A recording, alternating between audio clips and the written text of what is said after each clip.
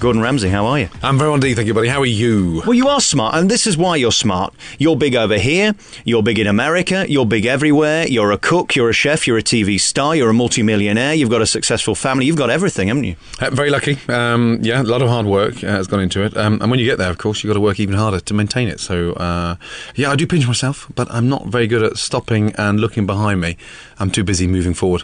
Do you have any time to enjoy anything you're doing? Because presumably you're on a plane 1 minute, in a car the next minute. Do you actually have a moment to yourself? Do you know what? I mean, it's a good question, Alex. Yeah. My time to myself is limited. Very little. I'm incredibly selfish with my work. Everywhere I go, I'm obsessed with getting it right, and I hate failure. We've had a tough opening in New York. We've come through the doldrums in terms of winning 2 Michelin stars last week and number one best newcomer for Zagat. So I go in search of pressure, and once I've got the pressure, I handle it brilliantly, and then I make sure that my staff are behind me 110%. So the time I spend on my own is little, but it's quality. It's so fascinating, having read your first book, to see how this nearly didn't happen. There's almost a serendipity and an element of luck in your failure that's made you this huge star, isn't it? Yeah, you're right. You learn from your mistakes in life, and opening restaurants has got nothing to do with vanity, although there's a huge population out there that think it's a glamorous industry, but it's not. It's graft and it's live, and it's you've got to be good to survive, otherwise you're history. Not just history in terms of closure, but financially bankrupt. So I've been close to the brink, and at 40 years of age now, after cooking for 21 years, everyone sees a certain Gordon Ramsay, but I'd like to think that they would understand a lot more if they read the book in terms of the risk. And that's the secret, isn't it? If you're prepared to take a risk and, bust your balls to make it, live in rented accommodation and struggle to make money, and then once you've made money, you can't spend it because you've got to plough it into keeping the business open, and it's got nothing to do with you personally, and you've got to keep on hitting the business with the money because you've got 55 staff to pay, 55 staff responsibilities with their boyfriends, their girlfriends, their rents, their mortgages, their tax, and you have to make it. Do you ever get chance to pick up a spatula other than for the TV programmes? Because it seems to me you're everywhere other than in the kitchen at the moment. Yeah, it's a good question. I'm a control freak. I was in Chelsea this morning. We had to be there literally 7:30 in the morning. Now, I was there this morning because they wanted their shots done together for a Christmas photo. And in amongst doing all the shots for the Christmas photos, we finished 2 dishes together. When you're not on the hot plate, I get agitated because, it's like sat in the middle of air traffic control where you're coordinating and dictating to 25 chefs, and then you've got to exuberate the brigade by you injecting energy into them. So I miss it when I'm away. So when I'm back, honestly, I'm like a dog with 9 widgers, and I'm all over it like a rash, and then I'm manic because I need that adrenaline injection to keep me going. And that's what creates that little bit of speciality that lifts an average restaurant into a superb restaurant, having that magical touch. So if I haven't got that and I can't get close to that, then Gordon Ramsay's finished. So I need to cook. How easy is it for you to find someone who's as dedicated and as passionate about food as you are? Yeah, that's a good question. I mean, I search long and hard every day for talent, and then once I've found the talent, I nurse the talent. Once it's nursed, then it's exposed. Once it's exposed and they're sort of stripped of everything they know, and they're against the wall and standing there, insecure, feeling inadequate, then we build them again. So cooking is all about emotions, and it is the most insecure job to have ever. You're standing in a kitchen, you're with a bunch of foreigners, you can't speak the language, and by the way, you have to take an ingredient, make it into something, charge money for it, and then be successful on that dish. It's hard, very hard graft. You don't get there by working 6.5, 7 hours a day. So I can tell you who's going to make it and who's not going to make it after being with someone for half an hour. As soon as that? As soon as that, yeah. In terms of their touches, their insight, the way they season things, the way they hold things, the way they feel about that particular ingredient. And I like to see them go on that journey I went on. The upset in football, the cruciate ligament tear, the smashed cartilage, and all that stuff was a huge setback in my life. Once I got into cooking, I never, ever wanted to be in a situation, Alex, where I was faced with an ingredient and I never knew what to do with it to the best. So that journey is extraordinary. Something that saddens me about you, I saw you on Leno the other night, and I saw you on Hell's Kitchen USA the other night. I wonder whether half the viewers realise how acclaimed you are at what you do, because your success in TV has overtaken that, and there are so many other people on TV who are not any good at what they do. Does that bother you that you want to remind them occasionally, hang on, I've got all these amazing restaurants that are so well regarded, if not the most regarded? Yeah, it's frustrating, to be honest. It's a very good point, because you go on something like Leno and you're the lead guest and you're on the sofa, then he doesn't take it seriously what you're trying to teach him, and so it's a kick in the balls in terms of not that level of integrity and respect for what you do. So the TV is one thing, the restaurants are another thing. Where does my heart lie? My heart lies in the restaurants, because one day if the TV's not there, all I'm going to do is just cook my heart out. But at the same time, cooking on television is easy. It's not difficult. So when I meet the fellow celebrity chefs that say, oh my God, I'm having a neck massage before I go on Ready, Steady, Cook because, this is a very stressful job. We know how to cook with our eyes closed.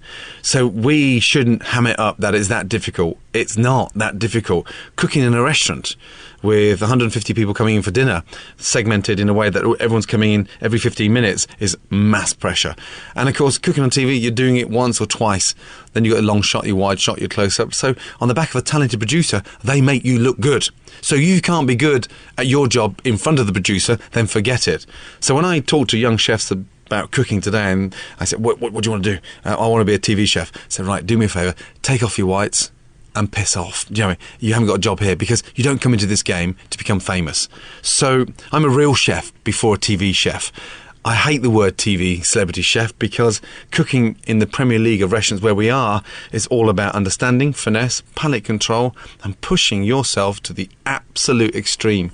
I can imagine what went through your mind when the producer of the Leno show said, you're the first guest, you're the main guest, you're the biggest star of the #1 late night show. Can you cook an omelette on TV? You must have just wanted to punch him in the face. Yeah, I felt like sticking a pot noodle up his backside, because it was a embarrassment. And it's nice to go on there, and it's the fourth time having been on the show, but It's a tough call, because I'm a chef, and I always will be a chef. A TV personality I cringe at. I get to do my job on television, and it's got nothing to do with the camera. Everyone says, how can you come across so confident? But it's got nothing to do with the camera. I'm talking to a friend or a sous chef, and that's how I treat it. So it's nice and rewarding and refreshing, but my heart lies on the stove, not on television. And I fully understand why you would say yes to doing that programme, because of the exposure it gives you to allow you to do other things. Yeah, it's part and part of the parcel, unfortunately. You've got to go on that milk tour, and Kitchen Nightmares has become a huge success in America. And so, I got issued with horrendous writs 3 months ago on the back of a suggested fabricated, actors and actresses in the dining room to ham it up to how bad the food was, that I brought in, mouldy food. I mean, are they stupid? The sad thing about it, Alex, is that when we do Kitchen Nightmares, first of all, they know I'm coming. B, they've had a clean, 2 weeks before I got there. And C, I'm let off the leash. There's no cue cards. There's no auto cue. There's no producer telling you where to go, what fridge to look in. I'm like a Rottweiler. I rock up at the door. I lift my leg up. I go for a quick pee. I shake my ass on the floor. And then I just get in there. I'm let off the lead, and I sniff them out like a sniffer dog. I got put against the wall once, about 7 years ago, coming back from Prague in Czechoslovakia, at Heathrow, and there was a problem on the plane, and so there's 2 or 3 suspect packages. Anyway, we all got pushed against the wall, and these sniffer dogs crawled all over us, jumped, and I was petrified, because they were big dogs, Alsatians, and they were furious, and all the police were armed with these machine guns, and it was horrific. It was like something out of a movie. And that's what I'm like when I go into a restaurant. Let me off the lead, let me dig deep, let me give this place a great shake, let me turn it around, turn the menu around, turn the chef's attitude around, turn the owner's attitude around, and let me put it back on the map. Then criticise me. Don't criticise me on my way. As you know, I'm one of the world's greatest interviewers, Gordon. You've heard the rumours, haven't you? Absolutely, without a doubt. Do you know what? You're fluent. There's one dodgy thing, though. Yes. You've got red hair, which always reminds me of Anthony Roll Thompson. But you've got quite a cool hairstyle. Thank you very much for sparing the time to talk to me, by the way, because firstly, you must be very busy, and B, you must have someone better to talk to. I'm not sure, trust me. You're a foodie, which helps. I can tell you like your food because you're a bit of a chunky monkey, and it's nice, but serious message, Alex, you don't have to finish the plate. It's always polite to leave a little bit. Chunky monkey?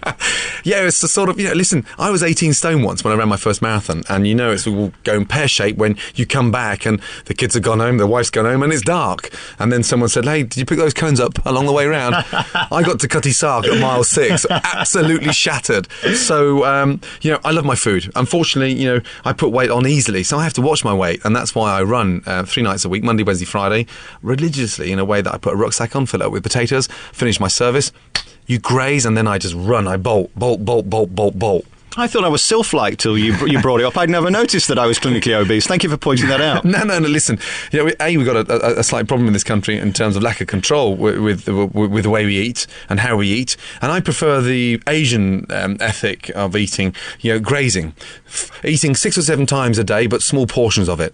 And it's like when we're in the kitchen, you don't sit down and eat dinner before you start cooking. You don't go to have a sort of ravioli lobster or the most amazing, fillet steak with pommes puree and truffled mashed potatoes. Far from it. So we graze. We have to pick. So by the time I get to midnight, I'm full. To burn that off, I run. That helps gain the appetite, and I feel so much better for it at 2 o'clock in the morning. So what you're saying is I'm a big fat pig. You have to be very careful, because at 33, 34, 35, the Simon Cowell boobies, they stay with you. It'll be difficult to lose. Gordon Ramsay's noticed my man breasts and bingo wings. What a thrill. Last night I went for a dinner in London and I had 3 langoustines, £36 for 3 langoustines. Can you possibly justify that in this country? No, I mean, langoustine being Dublin Bay prawns, of course. Huge, succulent prawns, but I mean, 12 quid a prawn. I mean, that's, for a nation that thrives on prawn cocktails, that's an expensive prawn. Do you know what? I lived in France for 3 years, and there you grow up with that level of appreciation in terms of it's impregnated. The most amazing dinner I ever had once was in a little place called Saint-Raphael, just outside Cannes, and I had this amazing salad of goat's cheese, then I had this rabbit stew with a polenta, creamy polenta, then I had a nice slice of brie, then from that I had a tarte tatin, and everything was served on the same plate. There was no pomposity, there was just no clearing of plates, no crumbing down, but the flavours were amazing. And then I went out after that dinner and sold Christmas trees in the local courtyard to sort of gain money to sort of pay for my lodgings for the next week. So, in this country, there's a level of snobbery now around food. We've got this boom of organics because it's going to make you feel better, and, it looks better in your basket because you're travelling through Gloucestershire and you're buying from an organic farm. Well, we have organic Pizza Huts now on the King's Road. So from a chef's point of view, it's really frustrating. Organic is nice, there's no two ways about that, but the traceability and the level of integrity applied to cooking has to be all about flavour and nothing more. Not junk, not quick. And, fast food doesn't have to be junk food. That's the difference.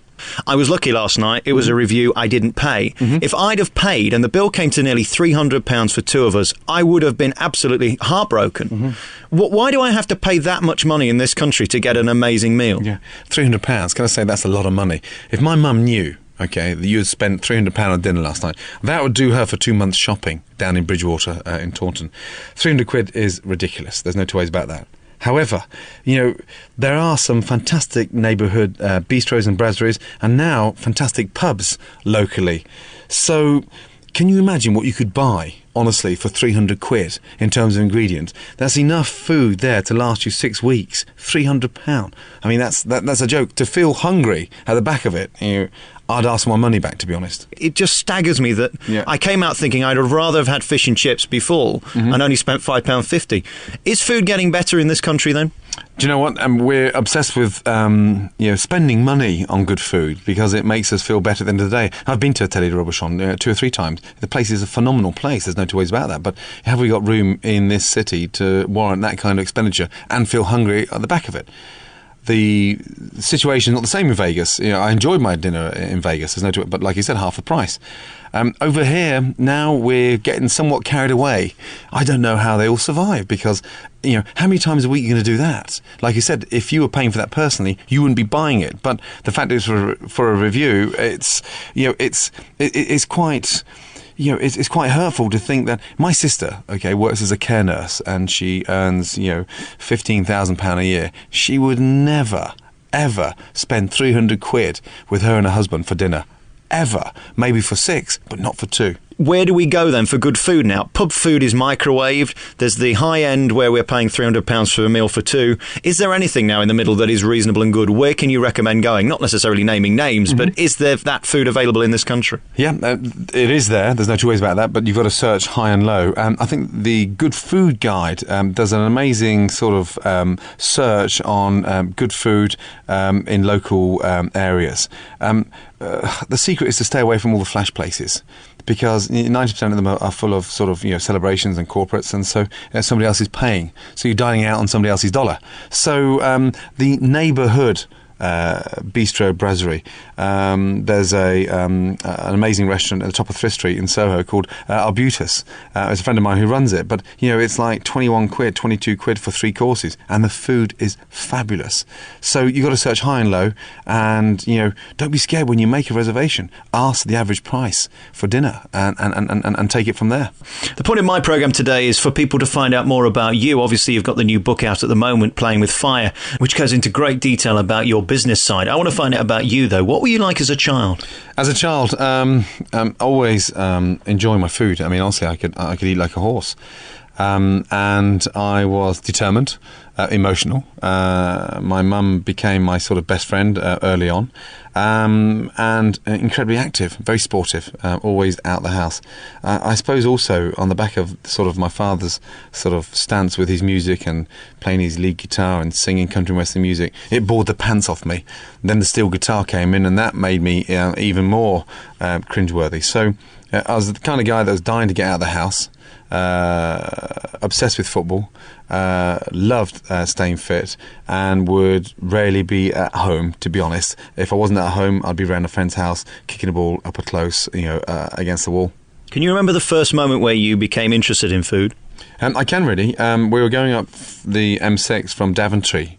We lived in several addresses. It wasn't the most sort of pleasant of upbringings in terms of settled. We were always moving around every 18 months. Anyway, we're in Daventry and we're travelling up on the M6 up to Port Glasgow to go and see our gran. And Mum had made some bread and butter pudding. Because we were running late, we had to take it in the car. So I just remember sat with this tray of bread and butter pudding, and as we went into petrol stations, motorway service stations, they would get the drinks, and we weren't allowed to go out in these cafes because they were too expensive. So we used to sit sort of munching away on this tray of bread and butter pudding.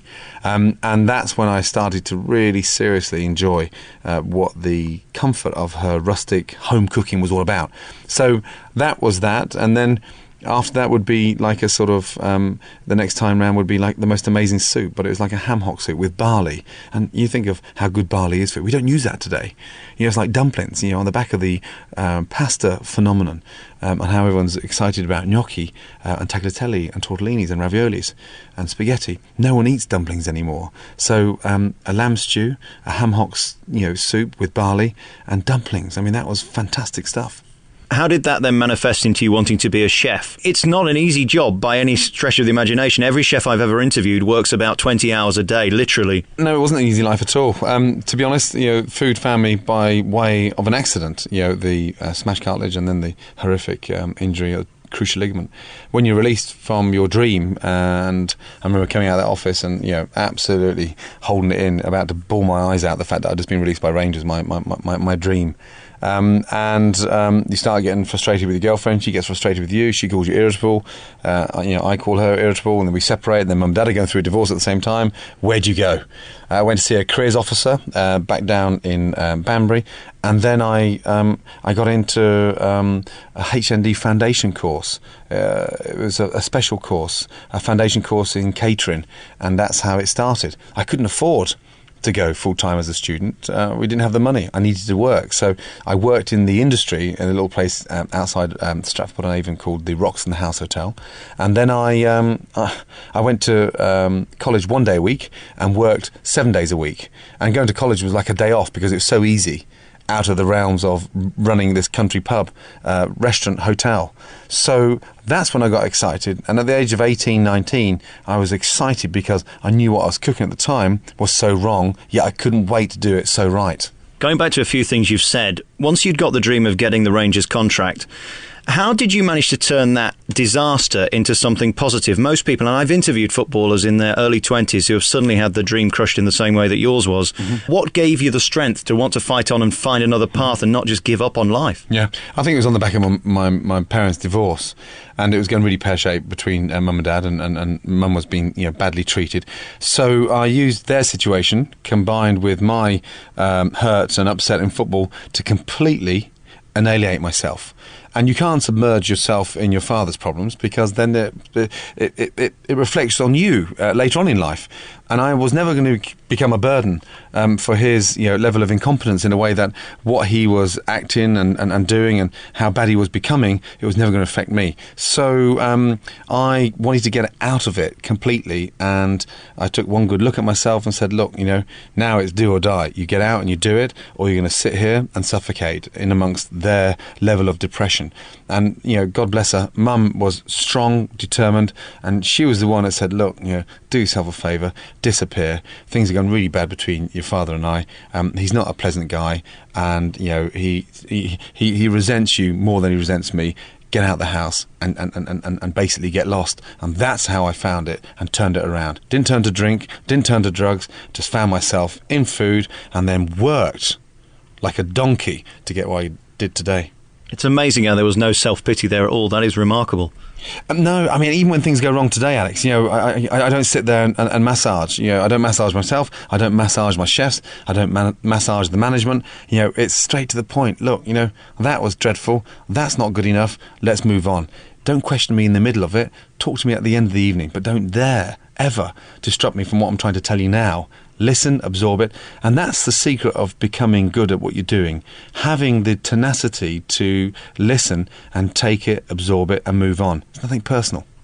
That one day a week that you spent at college, were you always extraordinary in your understanding of food and your passion for it compared to the other students? Honestly, whether it was a tomato rose or a crab made out of a cucumber or a carving out of a carrot or making the most amazing bechamel sauce, trust me, I wanted my bay leaves studied perfectly with my cloves. I wanted the milk beautifully seasoned. I wanted my flour and the roux cooked out beautifully. And even if I was making, a simple, strawberry tart, I wanted the pastry crisp and thin, the pastry cream with no lumps in there, and the glaze on my strawberries nice and thin that didn't clog the taste of a strawberry. So, yeah, I mean, even then, I was so meticulous.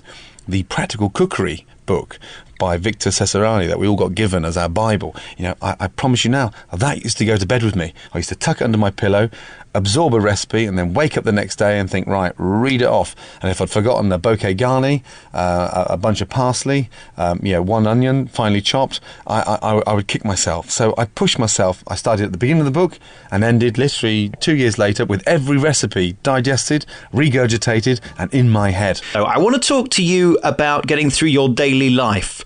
How do you cope with train station sandwiches, with cafe food, with the day-to-day culinary offerings that we're forced to eat? It hurts, to be honest, whether you're on a train or whether you're at a petrol station, and these horrendous dehydrated, wrinkled sandwiches are sat there and have been there for the last 2 or 3 days with 50% off. Always a big worry when you see food 50% off at run.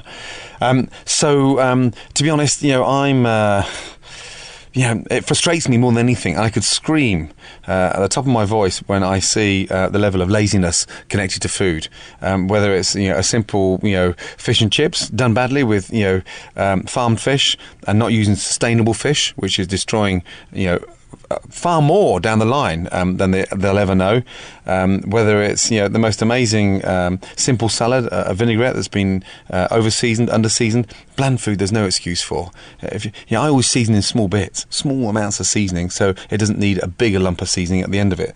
When things are bland and you're paying money for, and the first thing you see, customers pick up the salt and pepper and they're spraying the food with salt and pepper everywhere. That's an insult to any chef. It's always a sign of a bad restaurant, because the customer just tasted it and then it needs rectifying on the back of them being inadequate, and you've got to season it. It's really bad.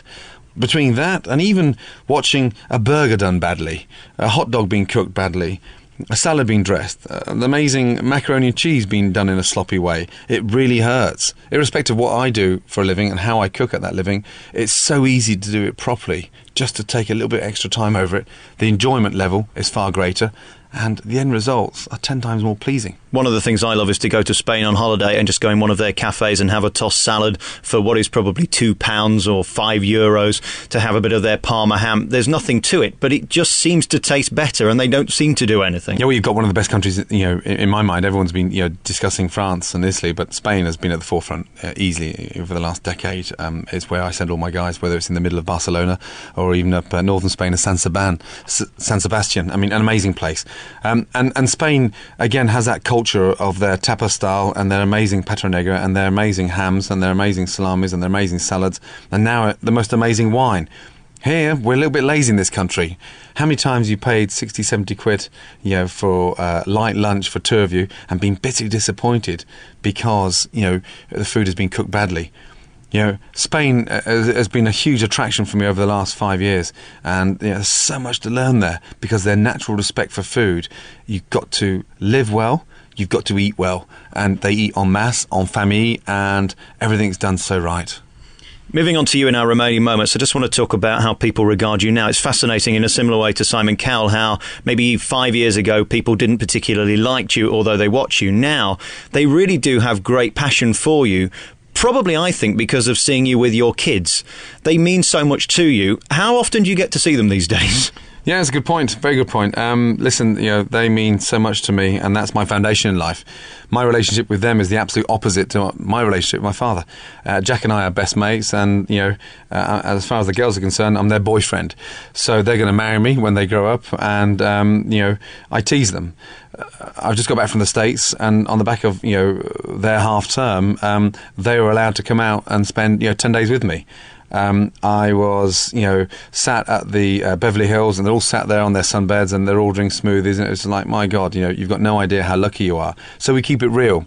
They had $1 pocket money each and every day, and I want them to grow up with that level of respect that it may only be 50 pence, but it's $1. It's paper, it's money, respected. If you want to buy something that's going to cost you $8, then you wait 8 days to buy that. You're not getting an advance from me. So I'm over firm on my children because I'm in danger of spoiling them. So I, give, unknown to them, Tana and I give away 90% of their Christmas presents.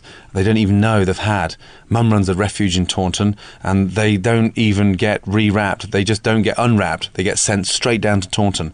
They visit Great Ormond Street 2 days before Christmas Eve as well. And then on Christmas Day, when they know their father's going to work at Claridge's, they'll come in with me, wish all the staff Happy Christmas.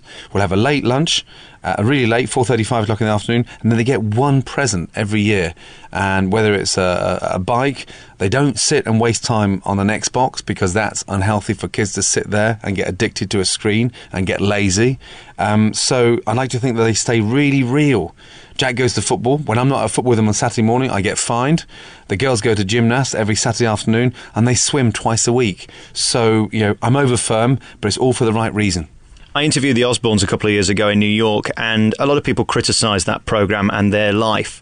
I have never met a group of people with more love in a home than the Osbournes, and it's the same in your house. When you see those programmes, regardless of the money, it just re-emphasises the love and time and the kindness that just goes with being a family. And I think that's brilliant that you have that, and you haven't allowed this massive wealth and this massive fame to take over that. It would be easy to get distracted, wouldn't it? It would be easy to get distracted.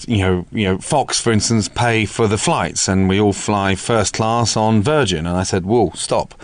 The kids are turning right and we're turning left. I didn't fly till I was 23, so I didn't even get a chance to go on an aeroplane. If you think I'm sitting in first class with my 5-year-old daughter, my 7-year-old twins, and Megan at the age of 9, I don't want the ramifications of a spoiled childhood coming back to bite me on the backside in 7 or 8 years' time, saying, Dad, why are we on this plane with all these people? No chance. You get to the back, you sit down, you get what you're given, you pay respect, and you ask, and you give your manners across every time someone asks you a question. It's yes, please, no, thank you, yes, please, no, thank you, all the time. So, that's how I draw it back. But, this life is becoming slightly superficial because the more successful we become, the more easier things are. And all I want to do now between Tana and I is make it more humble by, installing that level of respect. And that is absolutely paramount. Tana's a school teacher.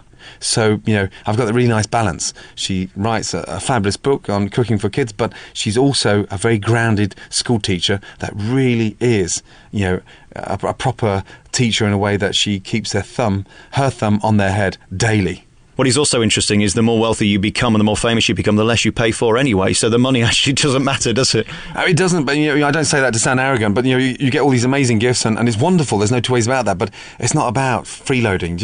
If I want to take them to watch High School Musical, I want to pay for the tickets and go. It's very rewarding. If I want to go to the cinema to take them to watch Lassie at Christmas, I want to go and pay, and that's really normal. I want them to stand in a queue and buy their popcorn, get their Coke, and then they share the Coke and they share the popcorn equal between two of them, so they're not sat there greedily thinking, this is all mine. It pays to share in life.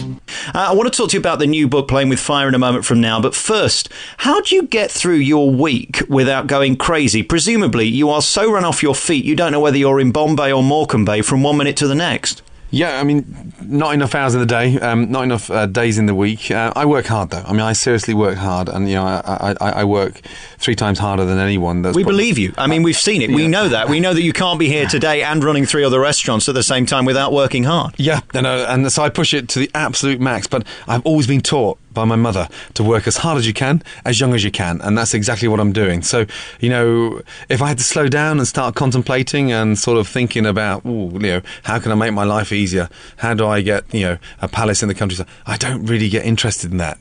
I enjoy my time. I'm flat out, and I don't want to stop being flat out. In our remaining moments, let's just talk about the new book. The previous book was a massive success around the world, actually.